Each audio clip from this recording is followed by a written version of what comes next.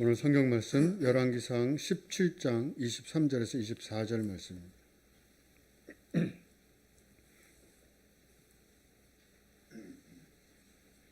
엘리야가 그 아이를 안고 다락에서 방으로 내려가서 그의 어머니에게 주며 이르되 보라 내 아들이 살아났느니라.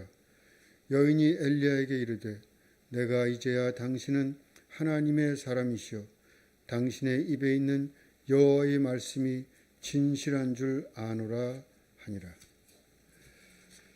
오늘 다윗샘 특성 후에 서원보 목사님 나오셔서 살리시는 하나님이라는 제목으로 말씀 전해 주시겠습니다.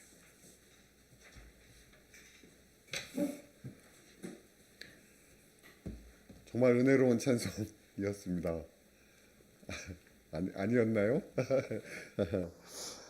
특별히 2주 동안 연이어서 우리 특별 찬양으로 섬겨 주신 우리 이정원 권사님 우리 위해서, 그리고 우리 다윗쌤 위해서 우리 6월 한 달 동안 계속 기도해 주셨지만 끊임없이 계속 기도해 주시면 참 감사하겠습니다. 여러분, 우리 제가 지난번에 그 기도원의 기도를 함께 말씀을 나누었었습니다. 그래서 하나님께서 그 기도원의 기도를 통해서 기도원을 하나님의 사람으로 빚어가셨다, 이런 말씀을 여러분께 드린 적이 있는데요. 그 기도는 내 뜻을 하나님 앞에 맞추어가는 과정이고, 또 하나님께서 나를 당신의 사람으로 빚어가시는 과정이다, 이런 말씀을 여러분께 기도원 기도 나누면서 말씀드렸었습니다. 근데 여러분 어떠십니까? 우리가 간절한 마음을 가지고 기도했는데 그 기도에 대한 하나님의 뜻, 하나님의 응답은 분명한 노일 때, 그럴 때 여러분 마음은 어떠십니까? 예전에 한번 말씀을 드린 적이 있는 것 같은데요. 그 어머니의 환갑을 앞두고 그 이제 환갑 맞이해서 저희 온 가족이, 또 특별히 그 손녀가 제주도를 한 번도 안 가봤다 그래서 온 가족이 제주도를 가자라고 말씀하시고, 저희 아버지가 다리가 불편하셔가지고 무릎 수술을, 아주 간단한 무릎 수술이었습니다. 그 무릎 수술을 하러 들어가셨는데 그렇게 저희 아버지가 돌아가셨어요. 이제 간단한 무릎 수술이었는데 갑자기 큰 대학병원으로 옮기게 됐고, 의식이 없으셔서 중환자실에 계시다는 연락을 받고, 이제 가족들끼리, 그때 저희 동생이 서울에 같이 올라와서 저희 집에 살고 있었는데, 저희 세 가족이랑 저희 동생이랑 해서 울산을 내려갔습니다. 울산을 내려갈 때 제가 저희 그 같이 있는 식구들에게 그렇게 얘기했습니다. 우리 아버지 살리러 가자. 당시에 68이셨거든요. 아직 돌아가실 때가 아니라고 생각을 했고, 뭐 지병이, 물론 이제 아버지가 그 뇌경색으로 돌아가셨는데 돌아가실 거란 생각을 전혀 할 수 없는 상황이었고, 무엇보다 간절한 마음으로 기도하면 하나님 들어주시지 라고 하는 뚜렷한 확신이 있었기 때문에 그렇게 담대하게 선포할 수 있었습니다. 그런데 그 당당함은 호흡기에 그 숨을 의지하시는 아버지의 그 모습을 보는 순간, 그리고 그 사이에 아주 야유어져 버린 아버지의 모습을 보는 순간, 사실은 그 결심이 와르르 무너져 내리는 겁니다.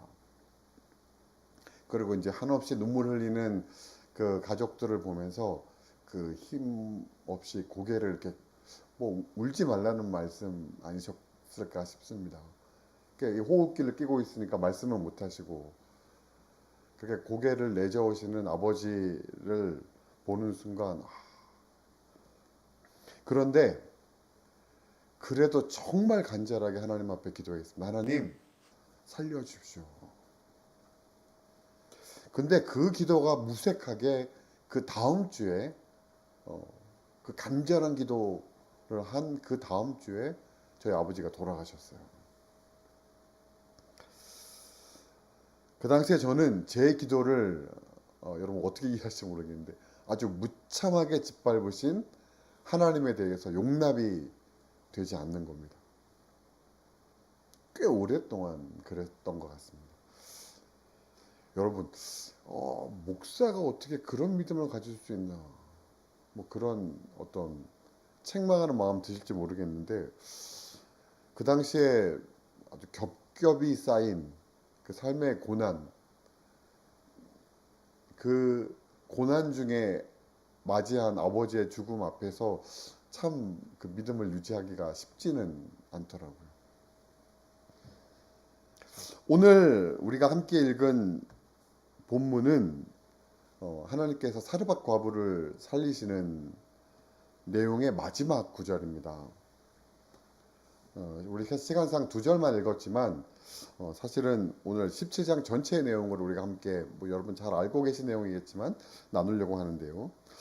오늘 본문의 이해를 돕게 잠깐 말씀을 드리면 오늘 본문은 북이스라엘의 아합 왕 때의 일이었습니다. 그때의 엘리야 선지자의 이야기인데 성경에 나오는 이스라엘의 역대 왕 가운데 가장 악한 왕 하면 제1로 손꼽히는 왕이 아합 왕이지 않습니까? 저희도 한번 말씀드린 적이 있었던 것 같은데 이 아합 왕 하면 성경의 기록상으로 아주 전무후무한 악한 왕이라고 하지만 또 다른 한편으로 보면 이스라엘의 굉장히 아주 좋은 왕으로 평가받을 수 있습니다. 왜냐하면 그 주변의 강대국들 사이에서 뛰어난 외교수를 발휘해서 이스라엘을 잘 이끈 그런 왕으로 평가받을 수도 있기 때문에 그렇습니다. 물론 사실은 아합 왕도 악한 행동, 어떤 도덕적인 기준으로 볼 때, 종교적인 기준으로 볼 때도 악한 행동을 한 것이 많이 있었지만 어쨌든 그렇습니다. 그런데 어쨌든 이 아합 왕이 북이스라엘을 다스릴 때에 갈멜산에서 바알과 아세라 선지자와 850대 1로 싸웠던 번제 전쟁, 그 번제 전쟁의 배경이 되는 사건이 오늘 우리가 읽은 열왕기상 17장의 말씀의 내용입니다. 그 내용은 이렇죠. 어느 날 하나님께서 엘리야를 부르셔서 말씀하십니다. 야 엘리야야, 너 아합 왕에게 가서 이제부터 내가 명령할 때까지는 이스라엘에 절대 비가 내리지 않는다고 말해라. 비는커녕 이슬도 내리지 않을 거라고 말해라. 하나님이 그리 말씀하셨으니 그렇게 될 것이 분명합니다. 그래서 엘리야는 아합 왕에게 담대하게 그렇게 선포하죠. 그리고 엘리야의 그 선포대로 이스라엘은 단 한 방울의 비도 내리지 않았고 그래서 이것은 이스라엘의 큰 위기였습니다. 온 나라가 가뭄 때문에 흉년이 들게 되고 그래서 굶어 죽는 사람이 허다하게 되었습니다. 하나님은 엘리야를 요단 앞에 있는 그리시네가로 가라고 하셨고 엘리야는 그곳에서 까마귀가 주는 떡과 그리고 시냇물의 물을 마시면서 삶을 연명하고 있었죠. 그런데 이제 그 그리시네가의 물도 다 말라져 버린 겁니다.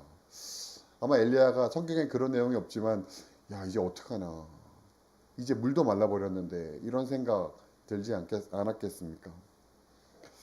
그때 하나님이 다시 엘리야에게 말씀하십니다. 엘리야야, 네 자리에서 일어나서 사르밧 지역으로 가라. 그러면 사르밧 지역에 한 과부가 있을 것인데 그 과부에게 네가 먹고 마실 것을 준비시켜 놓았다. 그래서 말씀에 순종해서 사르밧 지역으로 갔더니 정말로 한 과부가 엘리야를 지나갑니다. 그래서 엘리야는 그 사르밧 과부에게 요청하죠. 지금 내가 목이 마르니 물을 한 대접 가져오시오. 그리고 내가 마실 물을 가지러 갔다 올 때 내가 먹을 떡도 가지고 오시오. 왜냐하면 하나님이 그렇게 말씀하셨고 그 과부가 있으니까 말이죠. 그런데 이게 웬일입니까? 그 말을 들은 이 사르밧 과부가 엘리야에게 이렇게 말합니다. 저희는 지금 떡이 없고 통에 가루 한 움큼과 기름 조금이 있습니다. 그래서 이거 먹고 아들과 함께 죽으려고 제가 지금 나뭇가지를 주우러 지금 나온 겁니다. 야, 참 부탁한 사람 무한하게 만드는 그런 말이지 않습니까?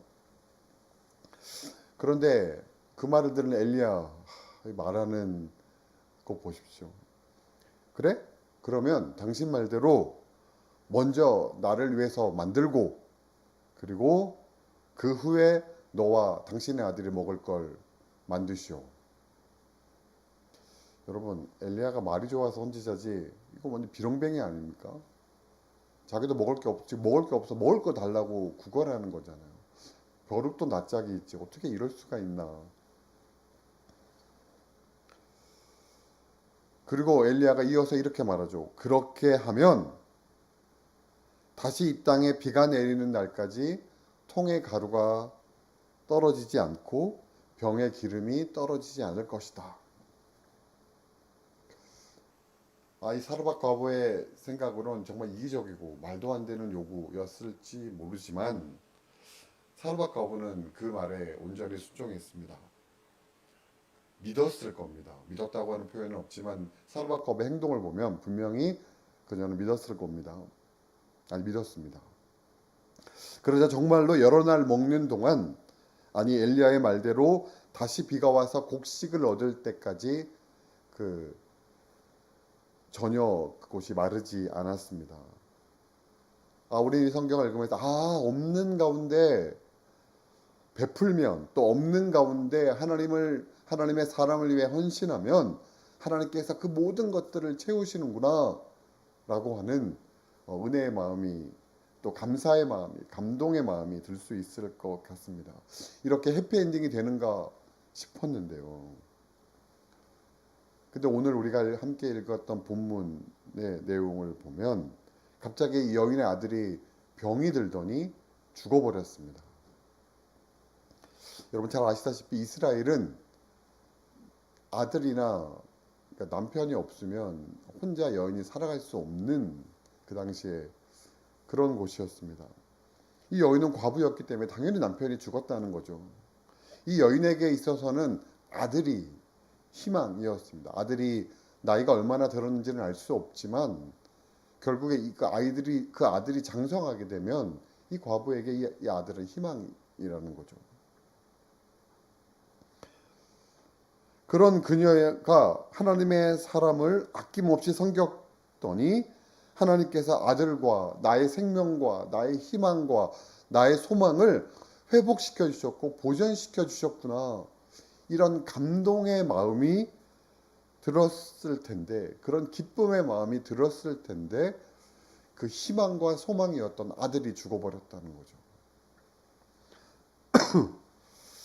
아마 이런 마음 들지 않았겠습니다. 그럴 거면 내가 아들과 함께 떡 만들어 먹고 죽는다고 할 때 그때 그냥 떡 먹고 같이 죽게 내버려 두시지.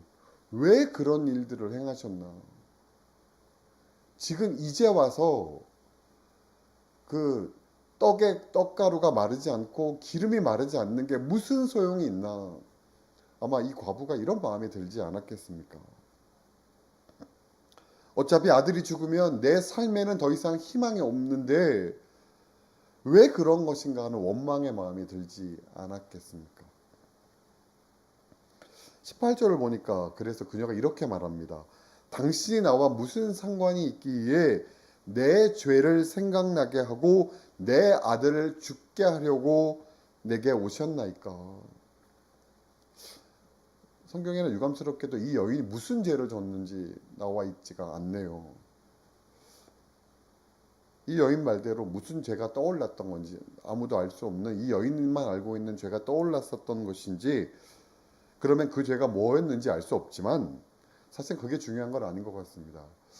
우리도 이렇게 삶을 살다가 뭔가 좀 견딜 수 없는 삶의 어려움들이 있을 때, 도대체 내가 뭔 죄를 져서 뭐 이런 어떤 마음이 들 수 있지 않습니까? 저는 이제 그렇게 한번 이해해 봅니다. 뭐 사실은 이 여인이 어떤 하나님께서 정말 진노하실 만한 죄를 내가 졌다고 생각했을지도 모르죠. 근데 그보다 더 중요한 것은 이 여인에게 있어서 기적적으로 생겨난 삶의 희망이 너무 혐오하게 꺾어져 버렸을 때 이 여인은 더욱더 그 이전보다 이전에 가졌던 절망감보다 더 큰 절망이 여인의 마음 가운데 있었을 거라는 거죠.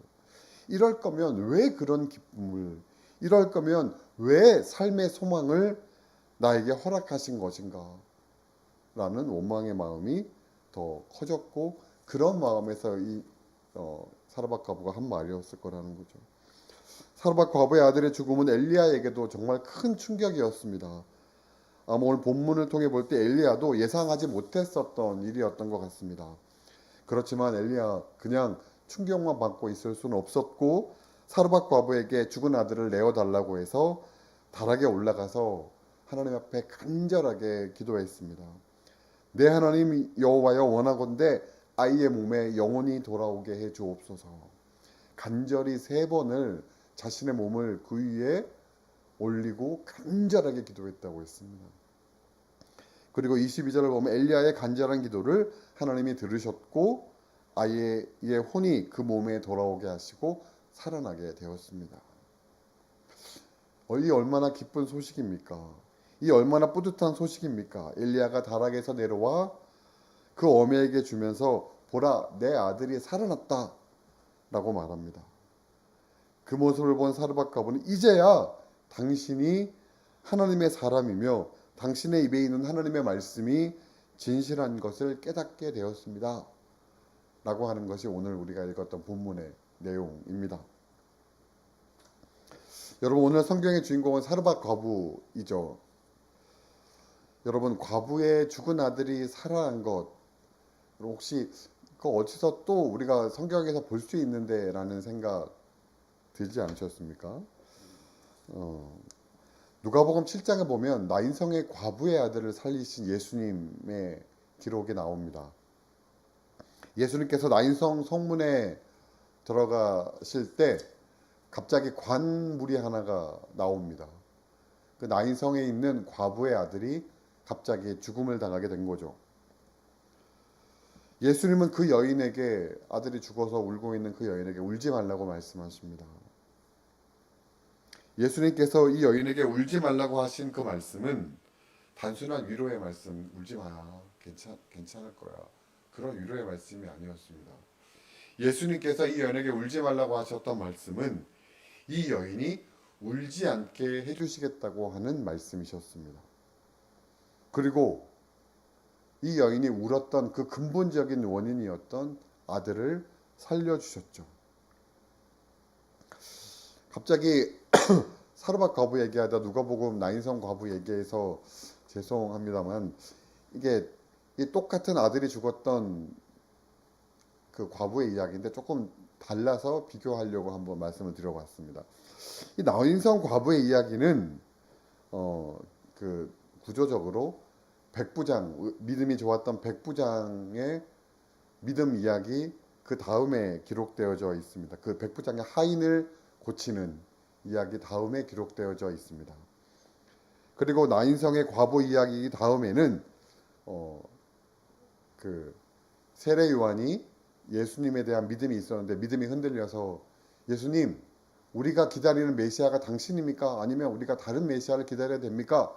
라고 하는 내용이 이어서 누가복음에 기록되어지고 있습니다. 늘 말씀을 드리는 대로 성경이라고 하는 것이 시간으로 기록되어져 있는 것은 아니지만 그렇지만 이 나인성의 과부는 앞서 등장한 이 백부장의 그 하인을 고쳤던 백부장처럼 예수님께 칭찬 들을 만한 믿음을 가진 사람도 아니었습니다. 왜냐하면 예수님께 달려와서 예수님, 내 아들이 죽었으니 살려주십시오 라고 했던 사람도 아니었습니다. 그리고 오빠 나사로가 죽었을 때 예수님을 불렀던 마르다와 마리아 같은 예수님과 뭔가 관련이 있는 여인도 아니었습니다. 이 여인이 예수님을 알아보고 내 삶의 유일한 희망이었던 내 아들이 죽었으니 살려주십시오 라고 했던 여인이 아니었다는 거예요. 이어 등장하는 세례요한처럼 믿음이 흔들려서 당신이 메시아가 맞습니까? 라고 물었던, 그래서 믿음을 다시 한번 강하게 해줄 필요가 있었던 사람도 아니었습니다.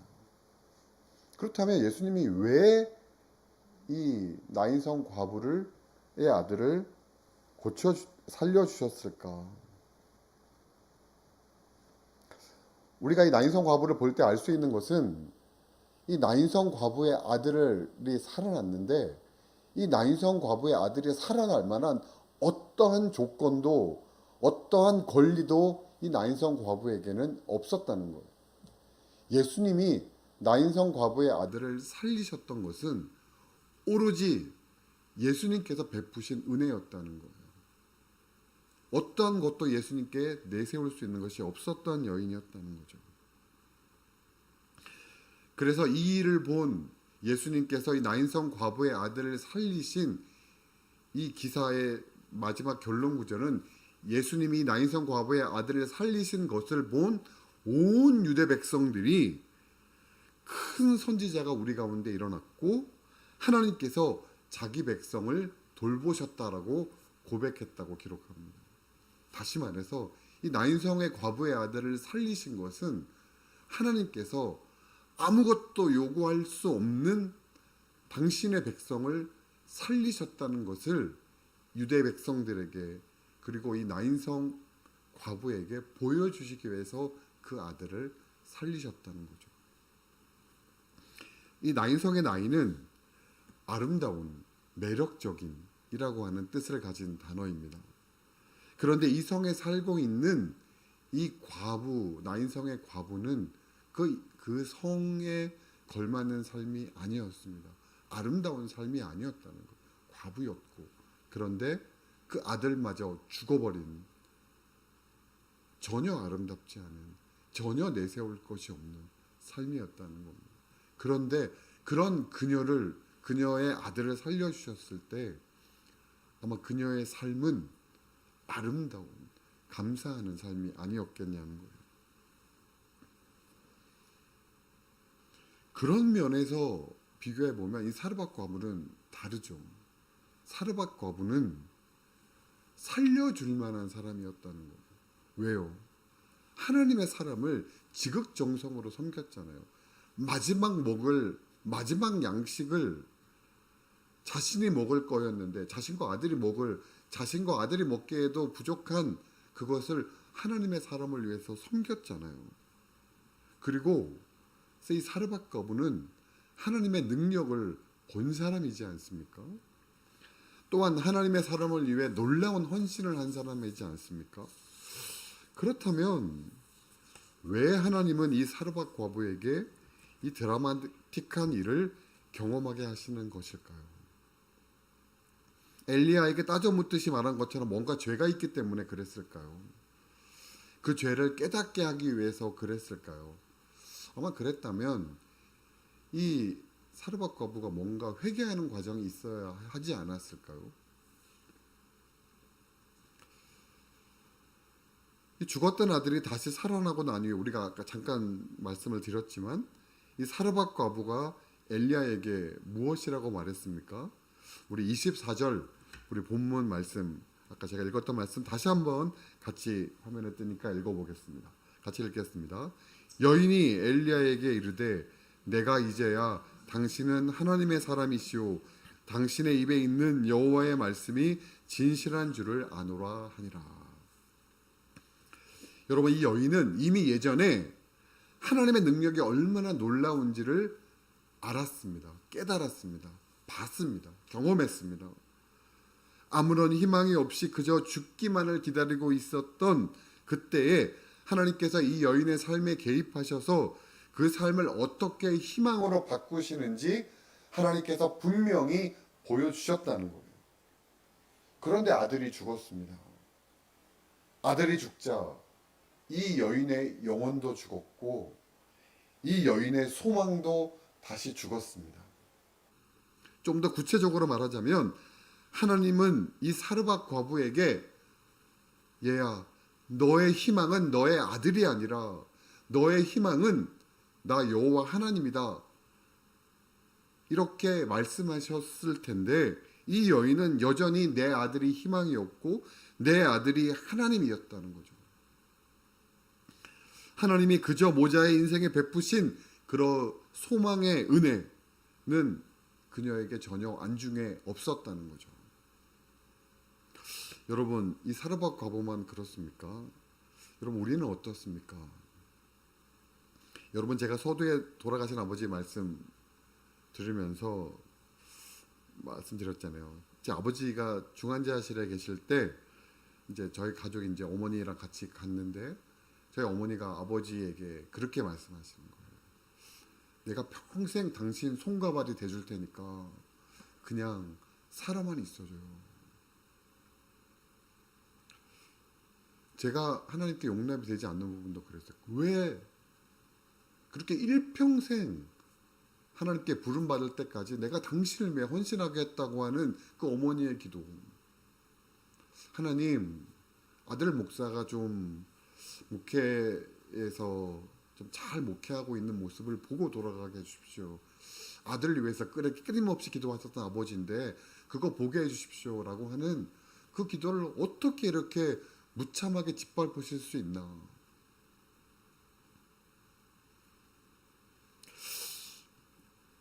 그런 간절한 마음을 어떻게 그렇게 외면하실 수 있나. 우리의 간절한 기도가 하나님 앞에 외면받는 것처럼 느껴질 때 혹시 우리도 그렇지 않습니까? 그래서 저는 부끄럽지만 사실은 그랬었습니다. 그 하나님을 용납하는 마음이 아까 말씀드렸듯이 꽤 오래 갔습니다. 그러다 어느 날 그래도 목사니까 뭐 교회를 뛰쳐나갈 수는 없고 교회에 앉아 있는데 하나님이 제게 이렇게 말씀하시는 거예요. 제 마음 안에 너는 목사이면서 네 아버지가 천국 갔다는 걸 안 믿냐?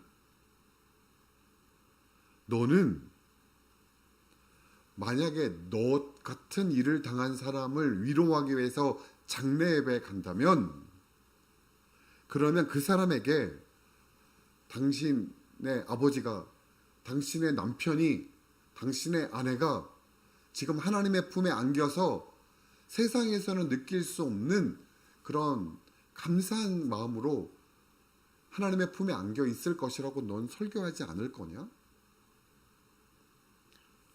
네 아버지가 천국에서 나와 함께 있는 것이 나으냐? 아니면 몸도 제대로 못 가는 상태로 자신의 삶을 한탄하며 그렇게 있는 것이 낫겠냐? 생각해 보니까 저희 아버지가 아까 말씀드린 대로 이제 통풍 때문에 다리를 저셨는데 그러니까 횡단보도 같은 거를 빨리 못 건너가시잖아요. 너무 힘들어 하셨어요. 그것도 너무 그러니까 그냥 내 몸이 왜 이럴까 이런 것보다 이런 표현이 그럴지 모르겠는데 자존심 상해 하시는 거예요. 너무 자존심 상해 하시는 거예요. 누구에게 이렇게 부축받는 것도 너무 싫으신 거예요. 그게 느껴졌어요.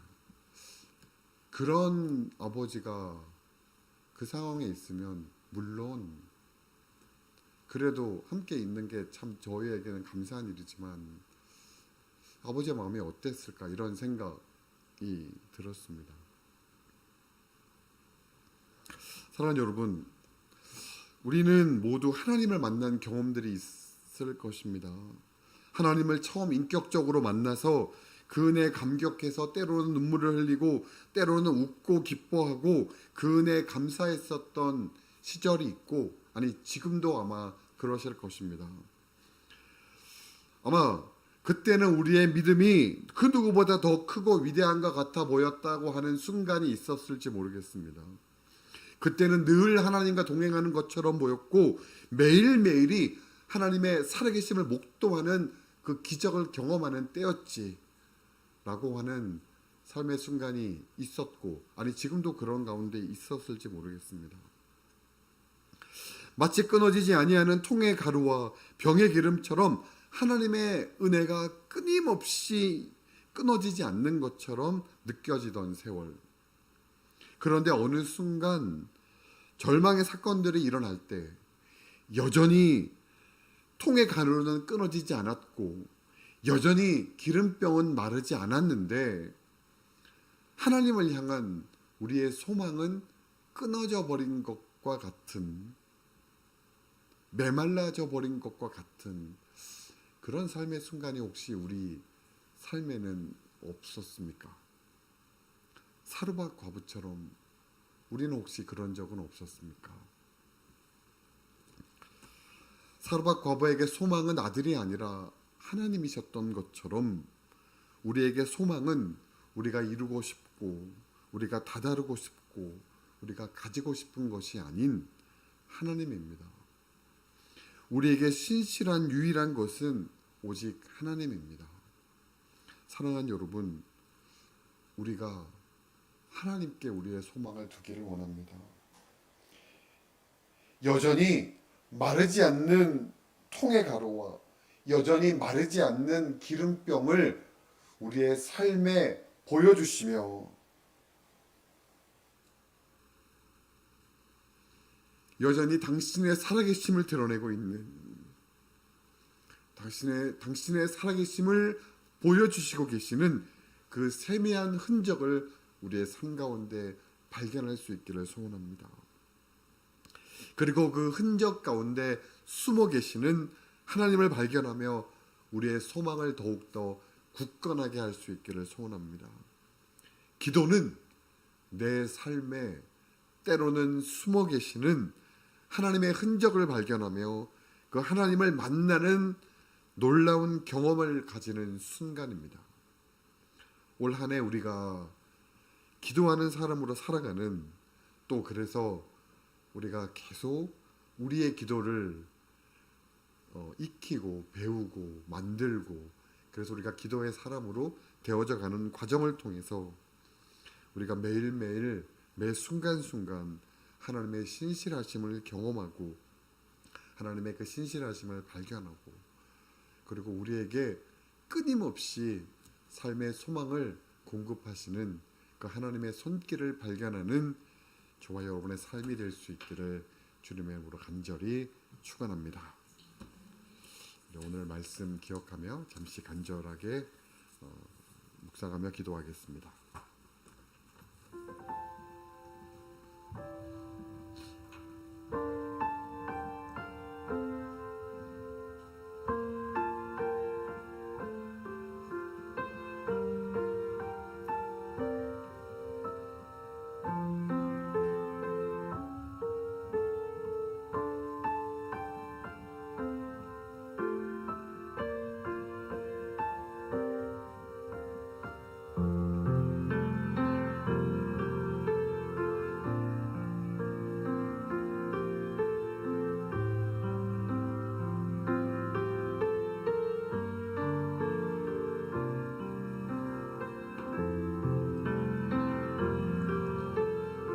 하나님, 지금까지의 내 삶을 되돌아볼 때에 늘 감사하고 늘 기쁘고 늘 행복한 일들만 가득했었죠. 주님, 우리가 그렇게 고백할 수 있다면 참 감사합니다. 하나님, 그러나 때때로 견딜 수 없는, 때때로 용납할 수 없는 그러한 삶의 어려움과 고통이 내 삶에 있었을 때에도 여전히 통의 가루가 마르지 않고 여전히 통의 기름이 마르지 않았다는 것을 내 삶에 보여주신 그 하나님의 은혜를 우리가 발견하게 하심을 감사합니다. 사랑의 하나님, 우리가 특별히 겹겹이 쌓여져 가는 삶의 어려움으로 인해 우리의 마음이 흔들릴 때에 그때 우리의 마음을 붙들어 주옵소서. 그때 우리의 소망이 흔들리지 아니하도록 주님 우리의 마음과 우리의 믿음을 붙들어 주옵소서. 특별히 성령께서 우리의 마음을 일깨워 주셔서 여전히 우리의 가운데 늘 충만하게 부어주시는 하나님의 은혜를 발견하게 하여 주옵소서. 그래서 절망 가운데 소망을 잃지 아니하는 우리의 믿음이 될 수 있도록 하나님 함께하여 주옵소서. 그렇게 우리가 하나님이 기뻐하시는 기도의 사람으로 살아가게 하여 주옵소서. 감사드리며 예수님의 이름으로 기도하였습니다. 아멘.